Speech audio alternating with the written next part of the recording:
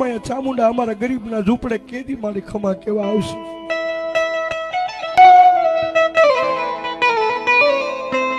મારી જોજે મારા ગરીબના એ મારી આતરડીના અવાજની સાંભળનારી સાવા